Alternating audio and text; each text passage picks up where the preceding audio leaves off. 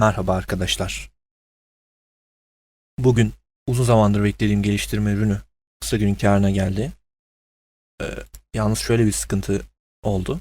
Yeni yamadan sonra bazılarınızın da fark edebileceği gibi Undermount'ı nereye harcayacağız sorusu doğdu. Çünkü bildiğiniz gibi önceden kısa günün kârında değerli bir şey geldiği zaman Undermount'ı soytarılarda harcayabiliyordunuz. Hem şansınızı deniyordunuz hem yani eğlenceliydi. Aynı zamanda Undermount'ı harcamak için verimli bir yerde denebilir. Ama şu anda 214. yama ile birlikte soytarlar kalktı biliyorsunuz.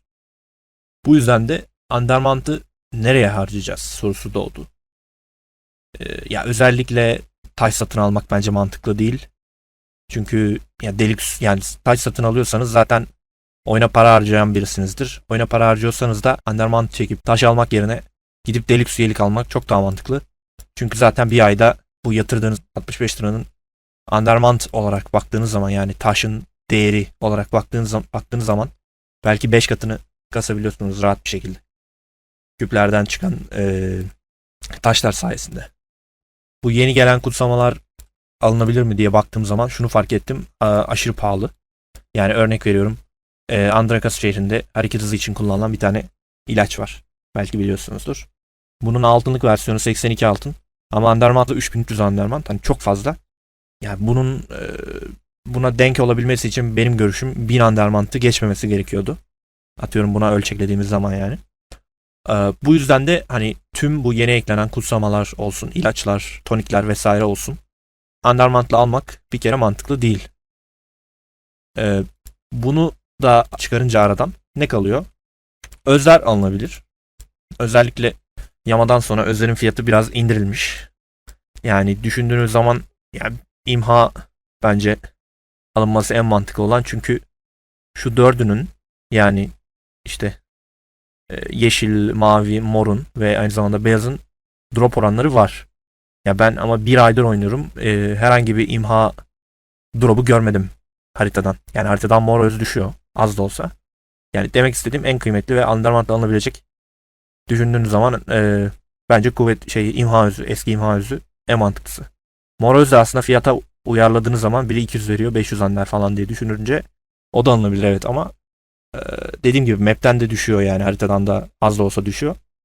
Bu yüzden özel alınacaksa imha alınabilir diye düşünüyorum ben. Bunlar dışında cehennem geçidi parçası alınabilir diye düşünüyorum ben. Çünkü ruh taşı zaten satın alınmıyordu sanırım. Bakalım. Sanırım satın alınmıyor. Genelleydi galiba. Ha alınıyormuş. Yani eğer haritada çok takım arkadaşlarınızı uyandırmak, canlandırmak durumu oluyorsa taşa biraz yatırım yapabilirsiniz. Ee, Yani maksat zaten burada dediğim gibi Undermount harcamak. Yani şu kısa günün karındaki şu barı verimli bir şekilde doldurabilmek. Yani bunlara bunların satın alınmasına zaten ihtiyaç yok aslında baktığınız zaman. Ama biz mecburen bir Undermount harcamamız gerekiyor. Bunu da en verimli nasıl yapabiliriz? Bu yüzden ben şunu düşünüyorum. Cehennem geçiti parçası mantıklı. Ama şu da var. Fiyatları bunların arttı. Bildiğiniz gibi. Bu yüzden amfor anahtarı aynı şekilde mantıklı. Maymuncuk alınabilir diye düşünüyorum ben. 100 tanesi 3750. Yani 100 bin Undermount çıkma ihtimali yazıyor hepsinde ama ben Yama'dan sonra yani bu şu anki güncel Yama'da yaklaşık 20 bin maymuncuk harcadım ve öyle bir 100 bin Undermount bana çıkmış değil. Size çıkar mı bilemiyorum tabii. Ee, Yani içinden de atıyorum 100'lük ve 25'likten doğru dürüst pek bir şey de çıkmıyor açıkçası. 5'lik ve 25'lik arasında dönebilirsiniz. Bana 25'likten mesela şey çıktı o 1000 yoncalık olan tarif çıktı. Kraliyet yakutları için büyülü olanlar. Onun dışında 5'lik açmak da şöyle mantıklı geliyor bana. Hem öz atıyor hem taş atıyor. Hem de bazen 6-7 tane sıra dışı atabiliyor mesela.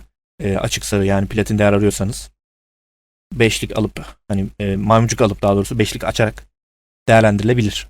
Burada bineklere gelince de bu bineklerin hepsi bu arada altınla alınabiliyor. Bu yüzden Undermount almanın bir mantığını göremiyorum ben. Çünkü altınla satılıyor yani. Bir alternatifi var. Petler de aynı şekilde tamamen binek mantığında. Kostümler desen kostümler bu kostümlerin hepsi altınla satılıyor.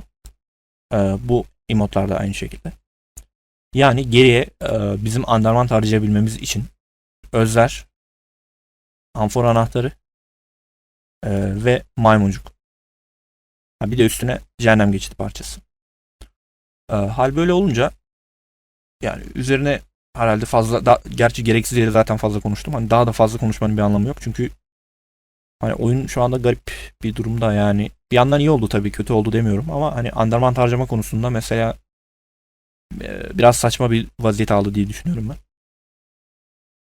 Bu yüzden bir de bir gün içinde harcamak zorundasın. Yani bunu bekleme diye bir olayı yok. Çünkü geliştirme ürünü bence oyundaki en değerli şey. Kısa gün karına gelebilecek en değerli şey. Zaten benim kendi hesabım olarak bakarsam da benim hesabıma tek lazım olacak kısa gün karında olan şey. Bu yüzden de zaten Undermount'ı buna biriktiriyorum ben. Geldikçe sürekli bunu harcayabilmek amacıyla. Harcamamız gereken toplamda 76.000 küsür Undermount var. Şimdi nasıl yapsak? Biraz cehennem geçidi parçası almayı bir denemeyi düşünüyorum ben.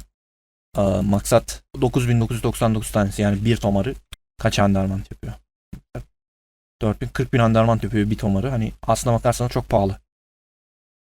Yani cehennem geçidi parçası eski fiyatı olsaydı alınabilirdi. Ama ben almayı düşünmüyorum artık. Yani hiç yoksa belki alınabilir ama dediğim gibi çok aşırı pahalı olmuş. Eski fiyatı olsa direkt hani düşünmeden alın derdim. Ben Dragon etkinliği için ve yeni ayda kullanıyorum genelde geçit parçalarını. Haritada pek C4 girmiyorum.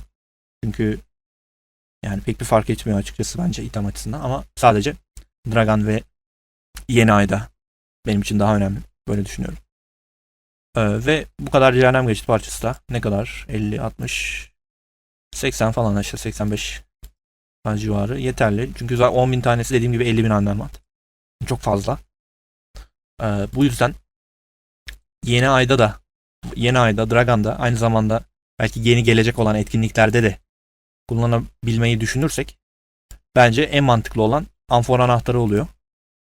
Çünkü bu mesela yeni aydan örnek verelim. Yeni ayda parşömen günlük bir tane satın alabiliyorsunuz. Ama bu amfor anahtarlarıyla birlikleri açarak içinden parşömen çıkma şansı var. Beşlik açarsanız da garanti bir tane atıyor. Size kalmış. Ben birlik açmayı tercih ediyorum genelde. Hem odun hem de parşömen hızlı bir şekilde elde edebiliyorsunuz böylelikle.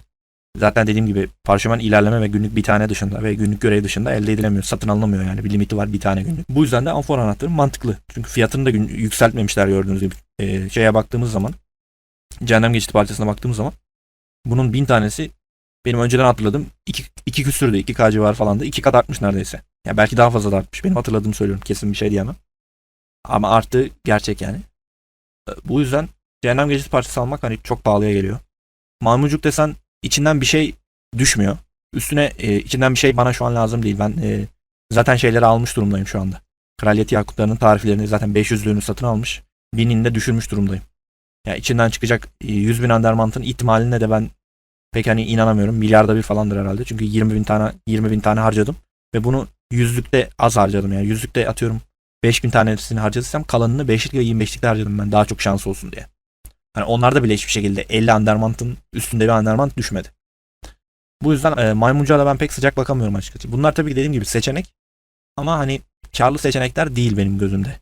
Anlattığım nedenlerden dolayı. Mesela şeyden örnek vermiştim. Cehennem geçidi parçasından.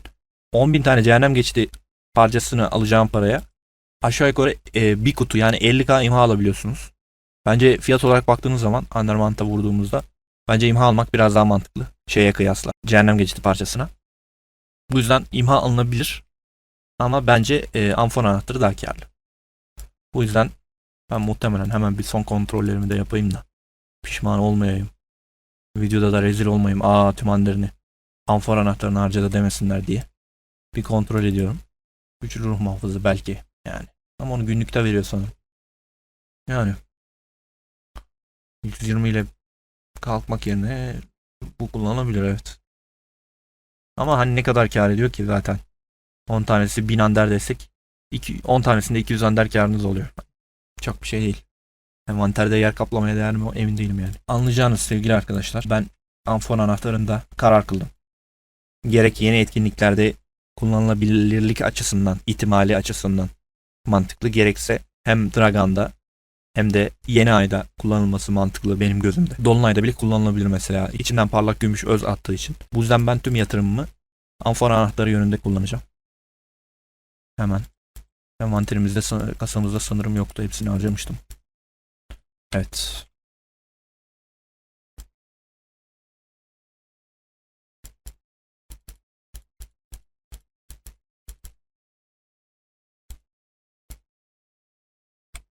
Ne kadar olmuş? Evet. Neredeyse yarılamışız. Yanlışlıkla saçma sapan bir şey de almak istemiyorum.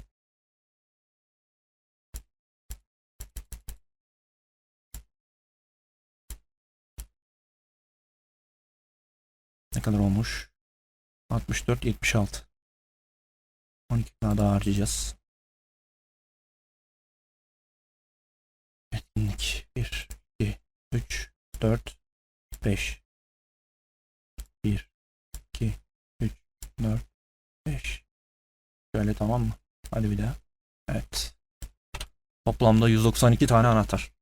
Yani bence benim gözümde en mantıklı olan bu. Dediğim gibi pek seçeneğiniz de yok. E, Onun dışında imha özünü ben zaten idareli kullanıyorum. Çünkü şu anda çok kıymetli oldu. Bildiğiniz gibi bir şekilde zor şekillerde elde edebildiğiniz için. Günlükten anca 250 şuradan geliyor. Onun dışında ben yerden düştüğünü görmedim dediğim gibi.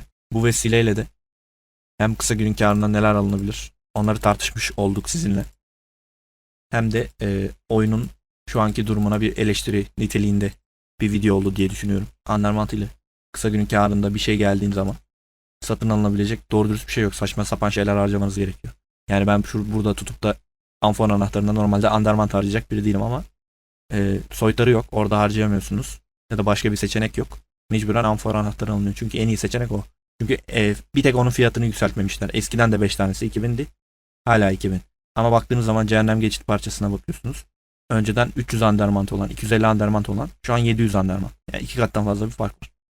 Bunun gibi. Bunun dışında Undermount'la başka neler alınabilir? Benim aklıma gelmeyip de sizin aklınıza gelen bir şey olduysa yorumlarda belirtebilirsiniz. Hem bilgi paylaşımı olmuş olur hem benim de gözden kaçırdığım bir şeyler olabilir. Yorumlarınızı bekliyorum. Evet. Umarım beğenmişsinizdir. Ben konuşmalı video yapmaktan açıkçası keyif alıyorum. Umarım siz de dinlemekten keyif almışsınızdır. Bir sonraki videoda görüşmek dileğiyle. Hoşçakalın.